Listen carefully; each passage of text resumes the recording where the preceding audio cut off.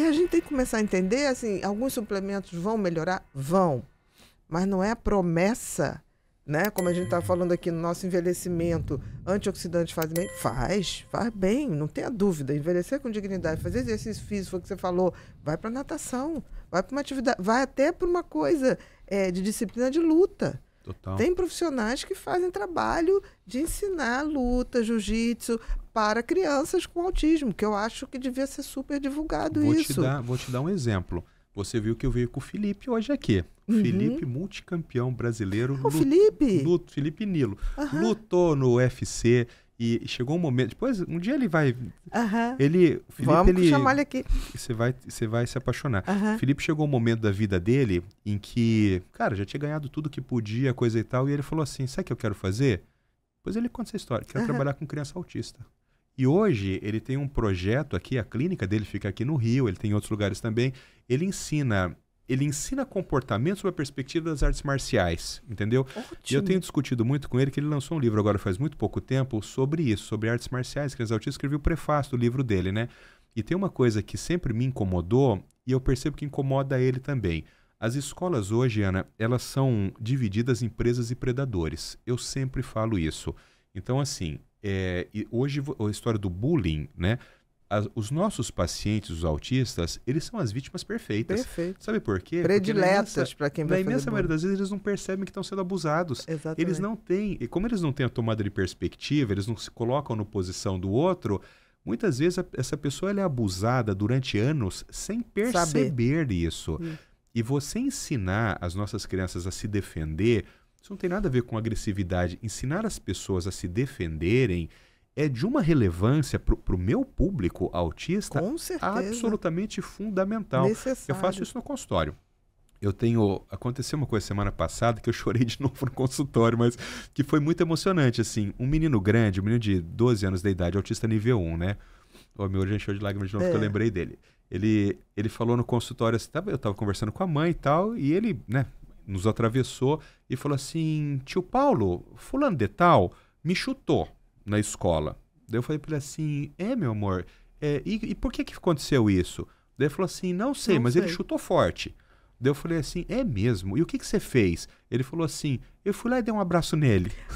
Sabe? Entendi. Ele é um menino de inteligência normal, mas ele assim... O menino vai fazer mais, Ele é um né? menino de 13 anos, ele tá começando a ter barba, ele não tem, menina, a noção disso aí.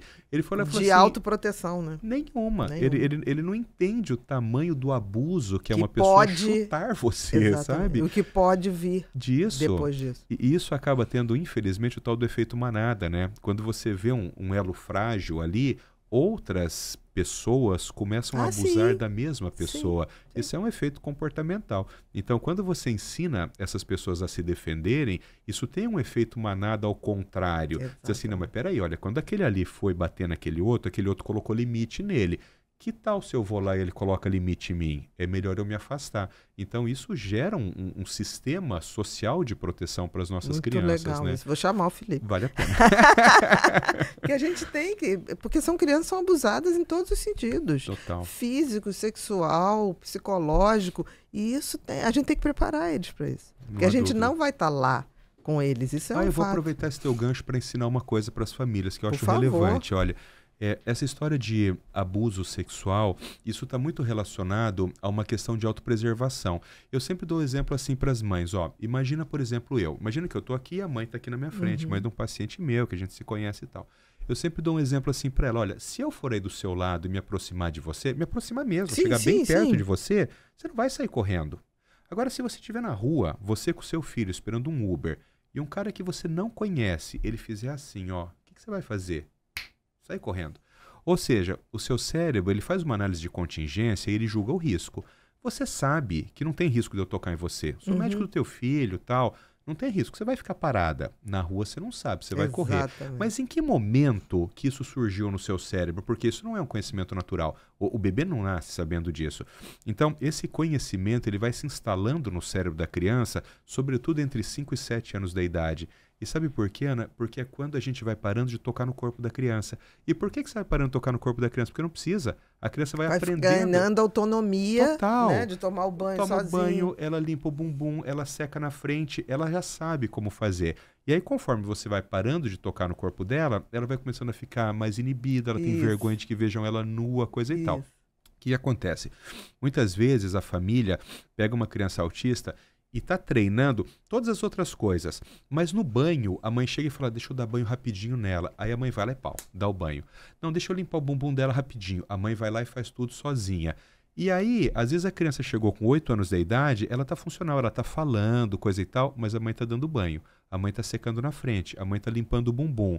Qual que é o problema disso? O problema é que essa autopreservação, ela não surge. Exatamente. Essa é aquela mulher autista com 21 anos de idade, que ela tá trabalhando, ela é super funcional, ela fez faculdade, mas você chega para ela e fala assim, linda, vem cá, senta aqui no meu colo que eu vou te ensinar uma coisa. Ela senta. Ela não percebeu o que está por trás do senta no meu colo que eu vou te ensinar uma coisa. O agressor, né, o abusador diz que foi permitido.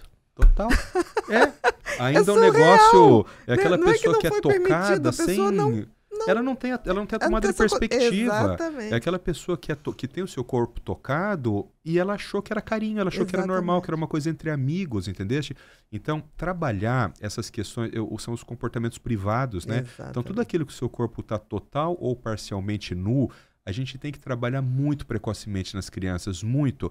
E eu sempre digo para as famílias assim, porque você começa a falar isso, né? Fala assim, Paulo, mas peraí, tá ficando muito difícil. Eu falo, você concorda que você vai ter que dar banho no seu filho todo dia?